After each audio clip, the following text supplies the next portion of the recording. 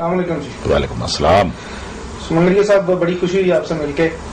تو آپ ایک ایسے علاقے کے نمائندہ ہیں جس کو نارملی پاکستان میں سمجھا جاتا ہے کہ وہ بڑا بیکورڈ, اور پھر ایک اور چیز جو آپ کے ساتھ کے ماشاءاللہ سے پیر پگارو, جن کی پورے پاکستان میں بڑے احترام کی نظر سے دیکھا جاتا ہے, آپ ان کے بھی نمائندہ ہیں. کیا سمجھتے ہیں کہ آپ اپنے علاقے سے جو منتخب ہو کے آئے ہیں, آپ اپنے علاقے کی کیا خدمت کر رہے ہیں, اور پیر پگاروں کا جو مشن ہے اس کو کہاں تک آپ کیسے لے کے جا رہے ہیں؟ بسم اللہ الرحمن الرحیم, الحمدللہ رب العالمین, الصلاۃ والسلام علیک یا رسول اللہ. آپ نے بہت اچھا سوال کیا ہے کہ آپ کون سے علاقے سے. میں ایک بیک ورڈ علاقے سے ہوں میرا تعلق, اور میرا تعلق ہر کمیونٹی سے ہے. میں حضرت پیر صاحب پگاروں کا ایک ادنا سا مرید ہوں, اور اس کے دعاؤں سے آج یہاں پہنچا ہوں. اللہ تبارک و تعالیٰ اپنے حبیب کے صدقے اور پیر سائیں کے دعاؤں کے صدقے جو کچھ مجھے ترقیاں ہوئی ہے, جو بھی مجھے یہ عروج ملے ہیں, یہ ہمارے پیر سائیں کے دعاؤں کے صدقے ملا ہے. ہمارا علاقہ بیسک, میرا گاؤں جو ہے وہ ڈھورو نارو ہے, ڈسٹرکٹ عمر کوٹ ہے. یہ حضرت پیر صاحب پگاروں کی مہربانی ہے کہ اس نے اپنی پکی سیٹ جو سانگڑ کی ہے, جس کو بھی دیتا ہے وہ کامیاب ہوتا ہے, اور اس کی شفقت سے میں وہاں سے کامیاب ہوا ہوں. رہی بات خدمت کی, تو ہمارے حضرت پیر صاحب پگاروں کا ایک اتنا اچھا سسٹم بنا ہوا ہے کہ جو بھی ایم این اے ہوتا ہے یا ایم پی اے ہوتا ہے اس پہ کوئی جوابداری نہیں ہوتی ہے, کیونکہ کام کرنے والے وہاں نچلے جو ہمارے ایک سسٹم بنا ہوا ہے, ہر جماعت کا سسٹم بنا ہوا ہے, پارٹی کا سسٹم بنا ہوا ہے, اس کے مطابق ہم کام کرتے ہیں. اور اللہ کے فضل و کرم سے جہاں بھی حضرت پیر صاحب پگاروں کی اکثریت ہے, مریدوں کی اکثریت ہے, دوستوں کی, احباب کی, پارٹی کی اکثریت ہے, وہاں ماشاءاللہ ترقیاتی کام بڑے اچھے ہوئے ہیں. اور کوئی بھی گاؤں نہیں ہے ایسا, کوئی میرے خیال میں اکا دکا کوئی ہوگا جہاں لائٹ نہیں ہوگی, روڈ نہیں ہوگا. باقی ہر جگہ پہ ترقیاتی کام, کیونکہ حضرت پیر صاحب پگاروں کا یہ حکم ہے کہ پہلے اپنے پڑوسی کا خیال رکھو, اپنے دوستوں کا خیال رکھو, اس کے بعد اپنے آپ کو دیکھو. تو اس کے مشن پہ, اس کے حکم کے تحت ہم چلتے ہیں. اچھا, یہ جو ایک لفظ استعمال کیا جاتا ہے حر, آپ نے کہا کہ میں حر کمیونٹی سے تعلق رکھتا ہوں, یہ حر بیسیکلی اس لفظ کا کیا مطلب ہے, اور یہ حر کمیونٹی کا کیا بیک گراؤنڈ کیا ہے؟ کیا آپ نے بہت اچھا کوشچن کیا کہ حر حضور اکرم علیہ الصلوۃ والسلام کے وقت میں بھی حر تھا, تو وہی حر نام حضرت پیر صاحب پگاروں نے اپنی جماعت پہ رکھا ہے. حر ایک سچا اور کھرا انسان ہوتا ہے, اور اپنے جو مرشد ہوتے ہیں اس کے حکم پہ چلتے ہیں. تو آپ نے دیکھا ہوگا کہ حروں کا کیا کردار ہے پاکستان میں یا ایشیا میں, وہ تو آپ کے سامنے میرے خیال میں آپ نے ہسٹری پڑھی ہوگی. ہمارے بڑے جو پیر صاحب کے دادا ہیں, آپ نے یہ بالا کوٹ ہے نزدیک, اس میں بھی آپ دیکھیں حروں کی قبریں ہیں. تو حضرت پیر صاحب پگاروں نے انہوں کو بولا تھا کہ غازی بن کے نہیں آنا, شہید ہو جانا. تو وہ یہاں سکھوں سے لڑائی کرتے کرتے شہید ہو گئے. اور اس کے بعد آپ نے دیکھا ہوگا کہ انگریزوں کو جو یہ بڑی شکست ہوئی ہے اور پاکستان چھوڑنے پہ مجبور ہوئے, تو یہ بھی حروں کا جو تھا پریشر تھا, حروں نے جو جنگ کی تھی ان کی وجہ سے انہوں کو مجبوراً پاکستان کو چھوڑنا پڑا, بھارت کو چھوڑنا پڑا. اس کے بعد آپ نے دیکھا ہوگا کہ 65 کی جو وار تھی, اس میں جو بھی بارڈر ہے رینج و کچھ سے لے کر رحمیار خان تک, آپ زیادہ سے زیادہ ہماری فوج اندر گئی تھی, وہ بھی کریڈٹ گوز ٹو حر مجاہدین. اور 71 کی وار تھی, اس میں بھی عمر کوٹ کئی علاقے ہیں, وہاں انڈیا کی فوج گھس آئی تھی, اس کو پیچھے دھکیلنے میں, بھگانے میں وہ بھی حروں نے کردار ادا کیا ہے.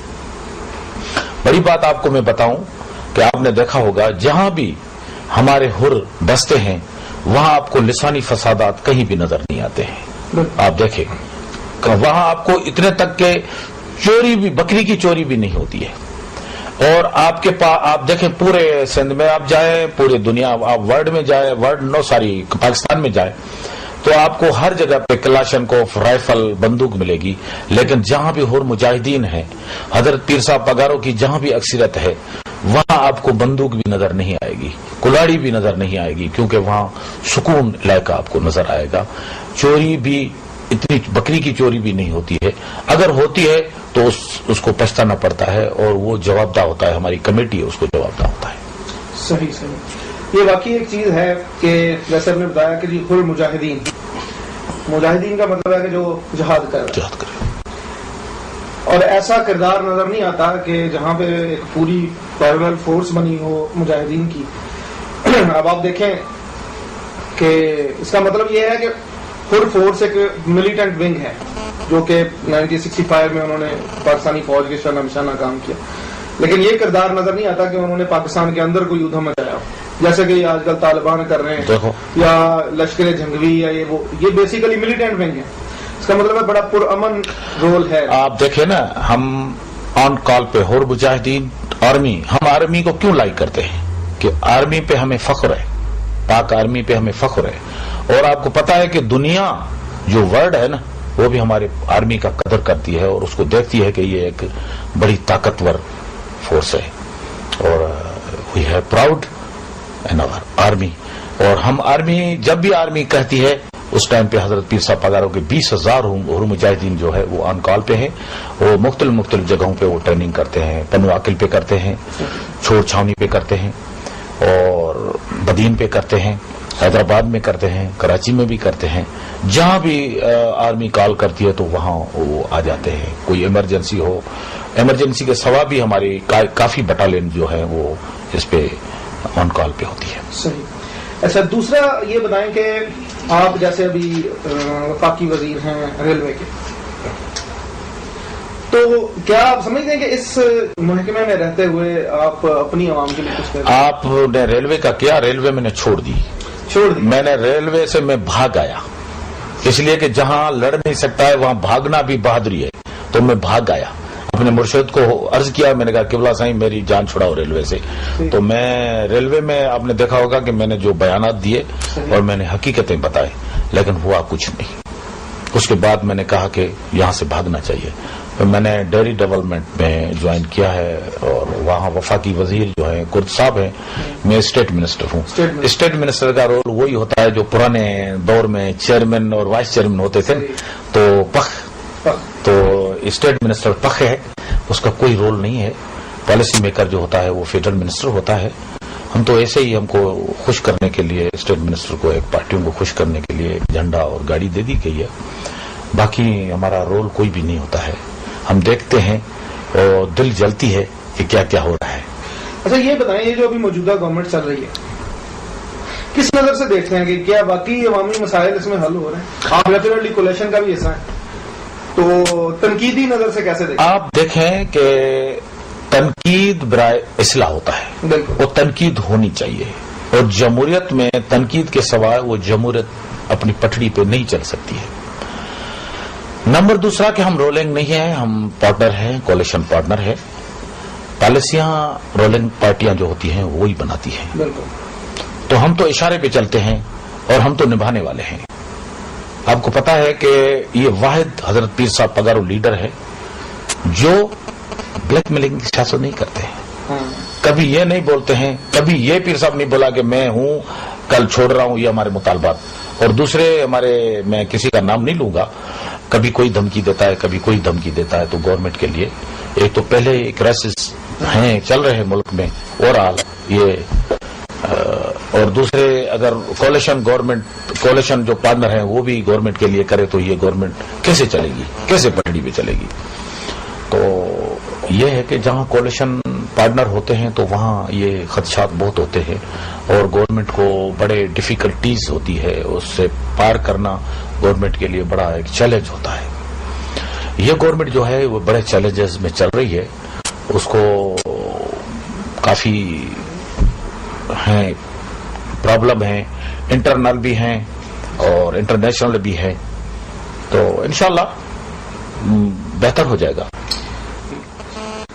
तो क्या आपके जहन में कोई हल आता है? आप नुमाइंदे हैं अवाम के, वहां पे कोई आवाज आपने कभी उठाई इस हवाले से कि जी ये इकदाम किए जाएं تاکہ کچھ اس میں بہتری آئے, کوئی لوگوں کو کوئی ریلیف ملے اس حوالے سے؟ بس یہ ہے کہ ہم کو اپنے قرآن اور سنت پہ چلنا چاہیے. جو بھی اللہ تبارک و تعالیٰ نے اپنے پورے کتاب میں جو لکھا ہے اس پہ ہمارے یورپ والوں نے عمل کیا ہے. اس لیے آپ جاؤ, جہاں بھی جاؤ آپ کو جنت نظر آتی ہے, اور اس پہ ہم عمل کریں اور نیک نیتی سے چلیں. اپنی قوم کے لیے یہی سوچیں جیسے اپنے گھر کے لیے ہے, اپنے بچوں کے لیے ہے, تو میرے خیال میں ترقی کر سکتے ہیں. اپنے نہ کسی حقوق جو ہیں جس کے بھی ہیں اس کو دینے چاہیے, اور زیادہ سے زیادہ ہم لوگوں کو یہ خیال کرنا چاہیے, اپنے پڑوسی کا خیال رکھنا چاہیے.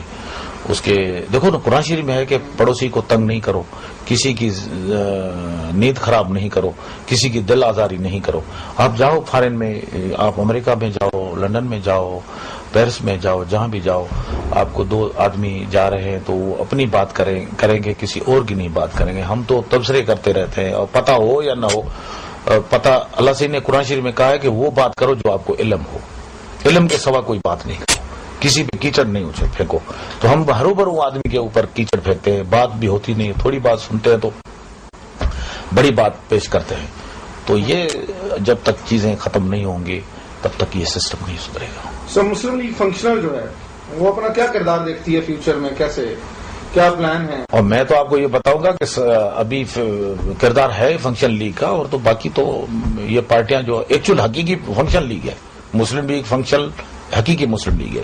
باقی تو کبھی بنی ہے, کوئی کبھی بنی ہے, کوئی کبھی ہے. یہ سپریم کورٹ کی رولنگ ہے, اس میں فنکشن لیگ کو حقیقی پارٹی تصور کیا گیا ہے, اور اس کو یہ سرٹیفائیڈ ہے. اور آنے والا وقت ہے انشاءاللہ فنکشن لیگ ملک پہ راج کرے گی. صحیح. تو کوئی ایسا پلان ہے مسلم لیگ فنکشنل کا کہ یہ اپنے آپ کو پنجاب میں یا مختلف صوبوں میں آگے جا کے؟ ابھی پنجاب میں ہم نے 3 صوبائی کی اور ایک MLA کی سیٹ لی ہے, اور اگلی بار ہم پورے پنجاب میں انشاءاللہ ہمارے کینڈیڈیٹ ہوں گے. اور تنظیم سازی کام اچھا چل رہا ہے. حضرت پیر صاحب پگاروں کے صاحبزادے ہیں, پیر صدرالدین شاہ حسین کے صدر ہے, اس نے بڑا اچھا کام کیا ہے, اور وہ تاریخی کام ہے. اور انشاءاللہ آپ نے دیکھا کہ سندھ میں تو ابھی کوئی پارٹی ہے ہی نہیں سوائے فنکشن لیگ کے. انشاءاللہ تعالیٰ آپ کو آنے والا وقت بتائے گا اور اچھی رزلٹ ملے گی. موجودہ حالات میں میڈیا کا کیا کردار دیکھتے ہیں؟ میڈیا کا اچھا کردار ہے, اور میڈیا ہی ہے جو ملک, ابھی تو میڈیا کا کردار ہونا چاہیے دنیا میں ہے. لیکن تھوڑا سا میں میڈیا کو گزارش کروں گا کہ تھوڑا سا پاکستان پہ رحم کریں اور ہاتھ ہلکا رکھیں. دوسرے جو کنٹریز ہیں اس کو بھی دیکھیں, اور پھر ہماری میڈیا. ویسے ہمارے میڈیا کے جو اینکر ہیں بڑے اچھے ہیں, مجھے عزت ہے, ہم تو عزت کرنے والے ہیں, اور ایسی کوئی بات نہیں ہے کیونکہ ہم سے زیادہ میڈیا والے سمجھدار ہیں. ہم تو ایسے ہی فقیر قسم کے لوگ ہیں, اور اتنا نالج بھی نہیں ہے. میڈیا والوں کو نالج بھی ہے, لیکن اس کو یہ سب سے پہلے سوچنا چاہیے تھا اپنے ملک کی کس چیز میں اونچائی ہے, کس میں نیچائی ہے. تو اونچائی نیچائی کو دیکھنا چاہیے. صحیح. تو اگر فرض کریں آپ کو بنا دیا جائے انفارمیشن منسٹر, تو میڈیا پہ کیا چیز لے کے آئیں گے؟ کوئی لے کے آئیں گے ریولیوشن کے؟ میں سب سے پہلے میڈیا والے کو بلاؤں گا گھر پہ, اس کو نمک کھلاؤں گا. پھر نمک کھلانے کے بعد پھر اس کے پاس چلا جاؤں گا, ان کا نمک کھاؤں گا. ایک دوسرے کا خیال رکھیں گے, کیونکہ تالی جو ہے نا ایک ہاتھ سے نہیں بجتی ہے, دونوں ہاتھ سے بجتی ہے. اور دونوں ہاتھ, اگر ایک ہاتھ ختم ہے تو دوسرا ہاتھ کیسے کام کرے گا؟ انفارمیشن ڈپارٹمنٹ اور میڈیا کا آپس میں بننا لازم ملزوم ہے, ملک کے لیے بہتر ہے. تو میں تو یہی انشاءاللہ. لیکن جو بیٹھا ہے وہ بھی اچھا آدمی ہے, قاہرہ صاحب تجربے والا آدمی ہے. میں تو اتنا تجربے والا آدمی نہیں ہوں, وہ زیادہ میرے سے اچھا انسان ہے. Thank you.